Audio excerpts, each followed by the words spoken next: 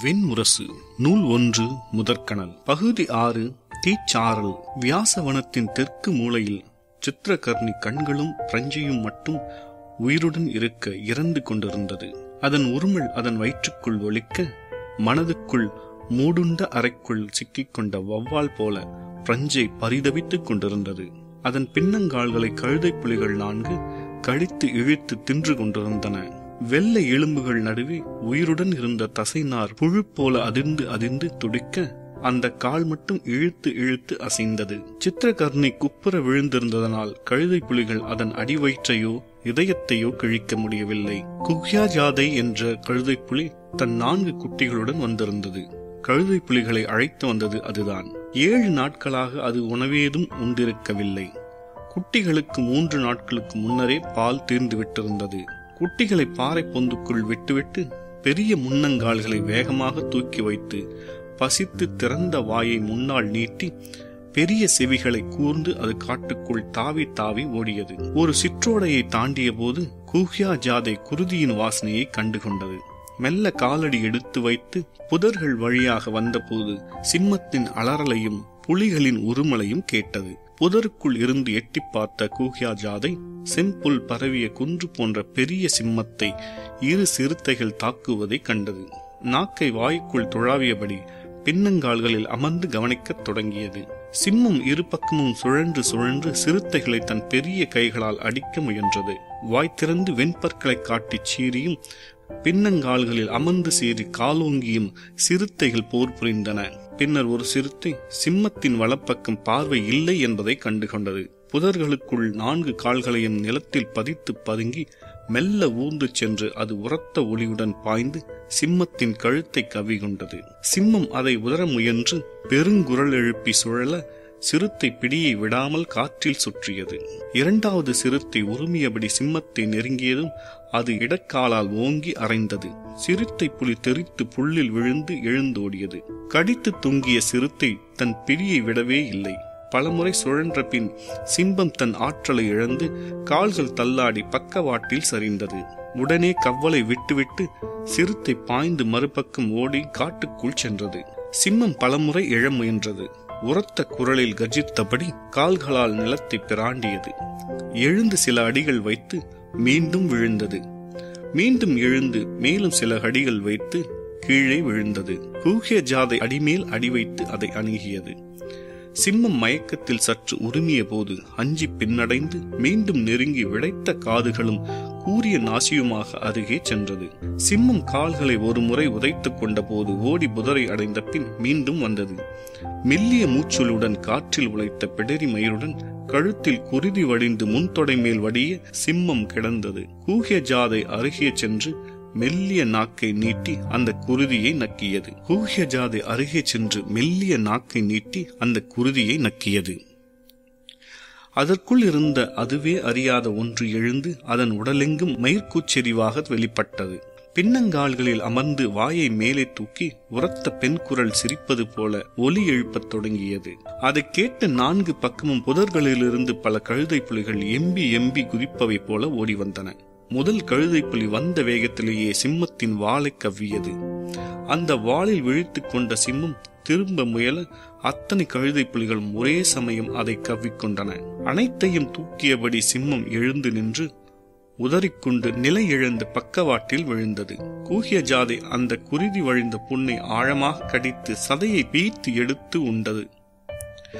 குருதியை ஏற்று அதற்குள் வாழ்ந்த தேவன் வாழ்க என்றான். மேலும் 4 முறை கடித்து உண்ட பின் குஹ்யாஜாதை ஓடிச் சென்று அருகே இருந்த சிறிய பாறை மேல் ஏறி நின்று தன் குழந்தைகளை அழைத்தது. குழந்தைகளில் மிக புத்திசாலியும் துடிப்பானவனுமாக 3வது மகன் கூகசிரேசியஸ் பெயர் சொல்லி அழைத்தது. சில கணங்களுக்கு பின் புதர்வெளிக்கு அப்பால் பாறை உச்சியில் ஏறி நின்ற கூகசிரேயஸ் அன்னையின் குரலுக்கு எதிர்குரல் கொடுத்தது. புதர்களிலிருந்து விரிந்த காதுகளும் சிறிய கருமணி மூக்குகளும் மெல்லிய ரோமத் திரள்களுமாக ஓடி வந்த 4 குட்டிகளைக் கண்டு குஹ்யாஜாதை பரவசத்துடன் எம்பி குதித்தது. ஓடிச் சென்று அவற்றை நாவால் நீவியும் முகர்ந்தும் கழித்தது. பின் ஒளி எழுப்பியபடி அவற்றை சிம்மத்தை நோக்கி கூட்டிச் சென்றது. அதை எதிர்த்து வந்த மூத்த ஆண் கழுதை புலி ஒன்று சீறி பற்களை காட்டிய போது பின்னங்கால்களில் மெல்ல அமர்ந்து கண்களில் அனலுடன் மிக மிக மெல்ல உரும்பியது கூகிய ஜாதை.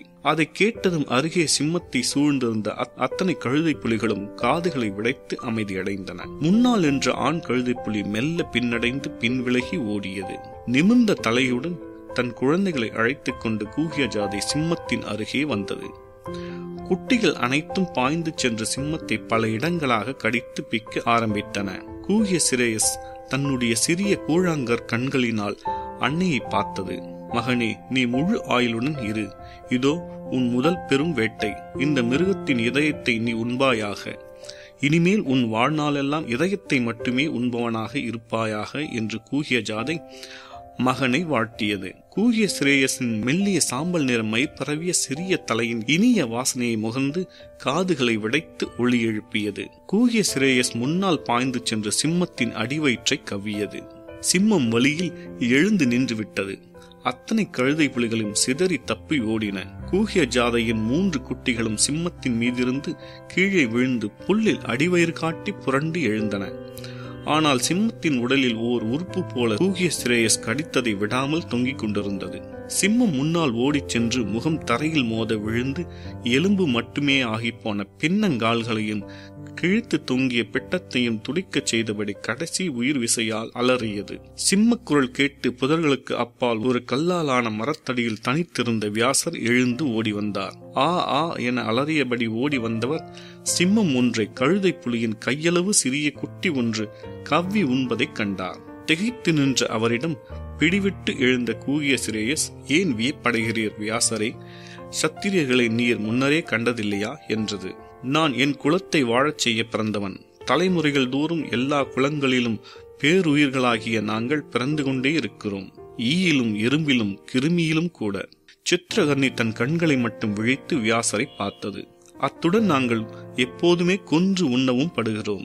அழிவின் வழியாகவே ஆக்கத்துக்கு வழிவகுக்கிறோம் என்றது. உன் மனக்குழப்பத்தை கண்டு நீ கற்ற சொற்களெல்லாம் சிரிக்கின்றன வியாசா என்றபடி கூகிய ஜாதை அருகே நெருங்கி வந்தது. என் பணி இவனை பெற்று ஊட்டி உலகளிப்பதே ஆகும். இவனை உருவாக்குவதற்காகவே நான் இப்போது என் குலத்திலேயே பேராற்றல் கொண்டவளாகிறேன். இவனை வளர்க்கும் பொருட்டு நான் இவ்வனத்தை ஆள்கிறேன். உன் பெயர் சித்திரகன்னி என்று அறிகிறேன் என்றார் வியாசர். பிறவிகளின் தொடரில் கடைசி கடனை இதோ செலுத்திக் கொண்டிருக்கிறாய். சிரித்தபடி துள்ளி குதித்த கூகிய சிரேயஸ், என் கடனை நான் ஈட்டிக் கொண்டிருக்கிறேன் என்றது. கூகிய ஜாதை, நான் அழிவற்ற நிலம் போன்றவள், அனைத்தையும் தாங்குபவள். என்னில் முளைகள் எழுந்து கிளை விடுவன எல்லாம் என்னில் மடிந்து அமையும் வரை காத்திருப்பவள் என்றது. ஆம் அன்னையே என்றார் வியாசர். நான் என் அன்னையே அறியாமல் வளர்ந்தவன். கூகிய ஜாதை, அன்னையை அறியும் கணம் வாய்க்காத மைந்தர் எவரும் மண்ணில் இல்லை என்றது. வியாசர் புன்னகை செய்து, ஆம், தாய்மையை அறியும் கணம் ஒன்று எனக்கும் வாய்த்திருக்கிறது. கூகிய ஜாதை முன்னால் வந்து முகத்தை நீட்டி, அதனால் நீயும் ஞானம் அடைந்தவனானாய் என்றது. கூரிய சிரேயஸ் மெல்ல முன்னால் வந்து தன் கழுத்தின் பிசிர் மயிரை குலைத்தபடி எப்படி என்று கேட்டது. சித்திரகர்ணி தன் காதுகளை மெல்ல குவித்து கேட்க சித்தமானது. 7 வயதில் நான் என் தந்தையை பற்றி விசாரித்து அறிந்து அவரிடம் சென்றேன். பீதவனத்தில் அவரது 100 மாணவர்களில் ஒருவனாக என்னையும் சேர்த்து கொண்டார் என்றார் வியாசர். பிறர் கழுதை புலிகளும் வந்து அமர்ந்து கதை கேட்கத் தொடங்கின. தந்தையின் பாதங்களில் அமர்ந்து வேதாந்தங்களை கற்றேன். ஆனால் என்னை என் தோழர்கள் புறக்கணித்தனர். மீனவச் சிறுவனாகவே நான் நடத்தப்பட்டேன்.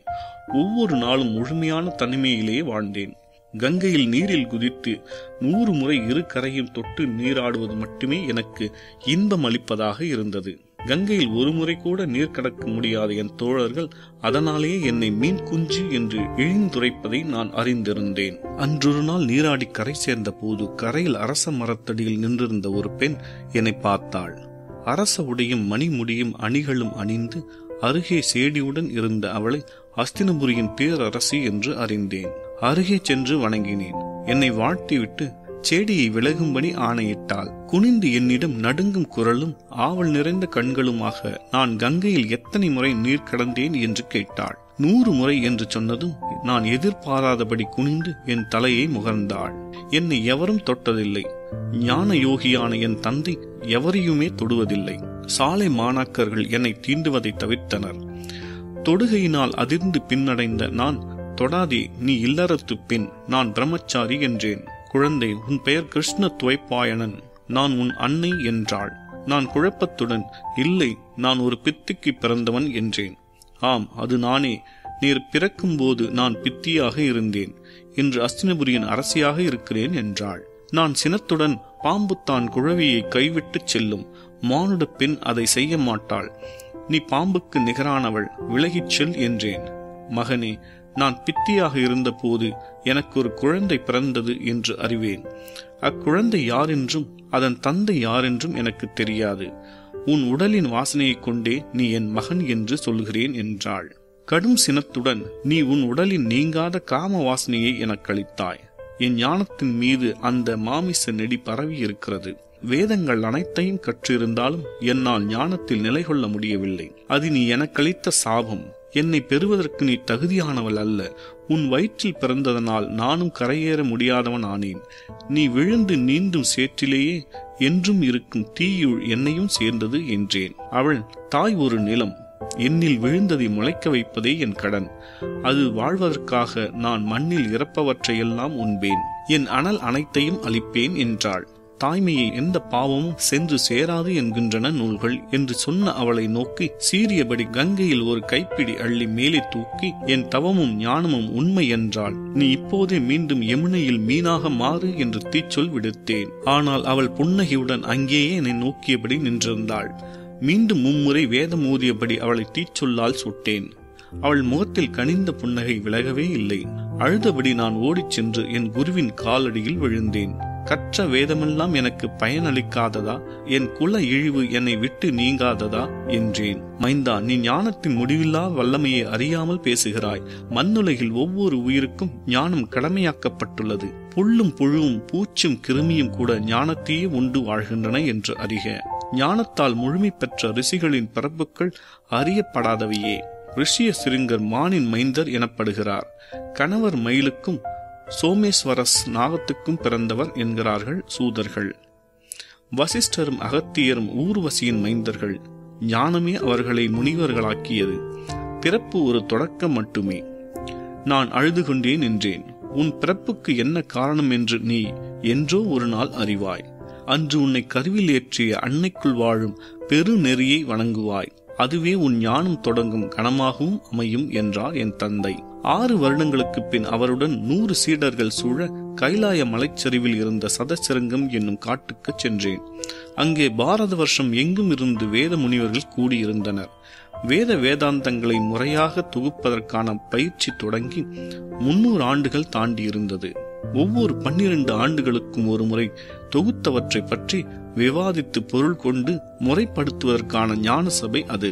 முது முனிவர்கள் கூடியிருந்த வேதத்தை ஆராய்ந்த அந்த சபையில் ரிஷி மைத்ராவரணி வசிஷ்டர் அழியா நீர்களை நோக்கி சொன்ன ரிக்வேத மந்திரம் ஒன்று பாடப்பட்டது என்றார் வியாசர். தன் மெல்லிய குரலால் அதை பாடினார். கடலை தலைவனாக கொண்ட நீர்கள் விண்ணகத்தின் மையத்திலிருந்து வருகின்றன. அனைத்தையும் தூய்மையாக்கி அழியாதொழுகின்றன. விண்ணில் இருப்பவை, மண்ணில் பாய்பவை, வழியில் ஓடுபவை, ஊற்றெடுப்பவை, கடலை நாடுபவை, தூய்மையானவை, தூய்மை செய்பவை, அந்த நீர்களெல்லாம் என்னை காத்தருள்க. விண்ணகம் நடுவே வீற்றிருக்கும் வருணன் மெய்யும் பொய்யும் அறிந்தவன். அந்நீர்கள் இனிதாக பொழிகின்றன. தூயவை, தூய்மையாக்குபவை. தேவியரே, அன்னையரே, என்னை காத்தருள்க. நீர் அன்னையரின் நடுவே இருக்கிறார்கள் வருணனும் சோமனும். தேவர்கள் அங்கே அவியேற்று மகிழ்கிறார்கள். வைஸ்வானரன் எனும் நெருப்பு அங்கே வாழ்கிறான். நீர் அன்னைகள் என்னை காத்தருள்க. இந்த பாடலின் இனிமையால் அவர்கள் அனைவரும் ஒளி கொண்டனர் என்றாலும் அதன் பொருள் அவர்களுக்கு விளங்கவில்லை. பொருள் அறியாத 10,000 வேத மந்திரங்களில் ஒன்றாகவே இது இருந்தது. என் தந்தை உறக்க, வானில் இருந்து மழை பொழிகின்றது என்று அறிவோம் முனிவர்களே. விண்ணகத்தின் மையத்திலிருந்து பொழிபவை எந்த நீர்கள்? நீருக்குள் வாழும் நெருப்பு எது என்றார். ஒவ்வொருவரும் ஒவ்வொன்றாக சொல்லத் தொடங்கினர்.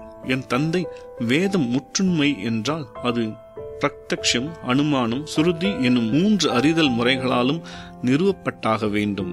இந்த மொழி வரிகள் முனிவர்கள் கருத்தால் கேட்ட விண்ணொளிகளை சுருதியாக கொண்டவை. ஆகவே அவற்றை நாம் அறிய முடியாது. உய்த்தறிதலோ முதலறிதலால் மட்டுமே நிகழ முடியும். ஆகவே முனிவர்களே, 5 புலங்களாலும் இங்கே நாம் இப்போது நம்மால் அறியப்படும் அறிதல் மட்டுமே வேதங்களை அறிவதற்கான மூலமாக அமையும். அதை கொண்டு விளக்குக. ஒவ்வொரு விழியாக பார்த்து வந்த என் தந்தை, கிருஷ்ணா நீ விளக்கு என்று என் கண்களை நோக்கி சொன்னார். நான் எழுந்து, முனிவர்களே, யமுனையின் அடித்தட்டில் 100,000 முட்டைகள் பரவி இருப்பதை கண்டிருக்கிறேன்.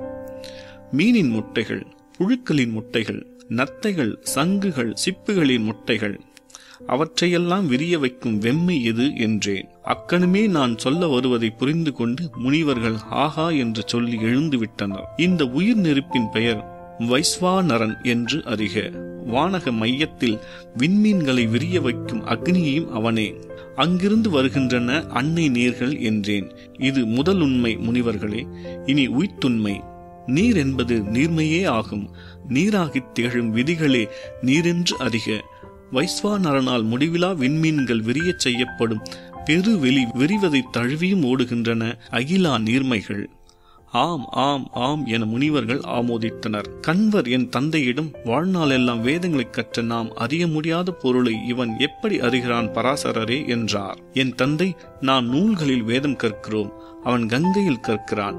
நூல்களின் ஏடுகளுக்கு முடிவுண்டு, கங்கையின் ஏடுகளுக்கு முடிவே இல்லை என்றார். முனிவர்களே, மலர்களின் தேன் அருந்தி சிறகடிக்கும் வண்ணத்து பூச்சிக்குத்தான் வண்ணங்கள் கொடுக்கப்பட்டிருக்கின்றன, தழை தின்னும் பசுக்களுக்கு அல்ல. ஆம் என்றார் கண்வர். என் குருநாதராகிய நாரதர் சொன்னார், தும்பியின் நாதத்தை எழுதி வைக்க முயலாதே என. நாம் செய்தது அதைத்தான். வேதங்கள் கவிஞர்கள் பாடியவை. மண்ணிலும் நதியிலும் மலரிலும் ஒளியிலும் முழுமையாக வாழ்ந்தவர்கள் அடைந்தவை. உடலில் மீன் வாசனையுடன் வரும் ஒருவனுக்காக அவை நம் நூல்களில் விரிந்து கிடக்கின்றன. இதோ வைஸ்வநாரன் விண்ணக நெருப்புடன் வந்துவிட்டான், அவன் வாழ்க. அன்று அந்த அவை என்னை ஆதரித்தது. வேதங்களை தொகுக்கும் பணியை என்னிடம் ஒப்படைத்தது. 3-12 காலம் முயன்று நான் வேதங்களை சம்ஹீதையாக்கினேன். பாரத வருஷத்தின் 400 வேத ஞானிகள் எனக்கு மாணவர்களாக அமைந்தனர். அப்பணியை தொடங்கிய அன்று அஸ்தினபுரிக்கு சென்றேன். அரண்மனையை அடைந்து பேரரசியை காண வேண்டும் என்று சொன்னேன். என்னை அந்தப்புறத்துக்கு கொண்டு சென்றார்கள். அங்கே வீட்டு விளக்காகி திரைக்கு அப்பால் இருந்த என் அன்னையின் முன் நான் நிறுத்தப்பட்டேன். திரையை விலக்கி அவள் முன் சென்று அவள் காலடிகளை பணிந்து, அன்னையே, உன் மைந்தன் இதோ வந்திருக்கிறேன். உன் ஆணை ஏதும் என் விதியே ஆகும் என்றேன். கூகிய ஜாதையே, கொற்றவையின் கழல் கால்கள் போல கரியவை அவை. 10 நகங்களும் கண்களாக மின்னும் அவற்றின் ஆசி பெற்று மீண்டேன். கூகிய ஜாதை மூச்சிழுத்து தலையை மெல்ல தாழ்த்தி, இன்று நீங்கள் இவ்வனத்தில் இவ்வேளையில் ஏன் வந்தீர்கள் என்றாள்.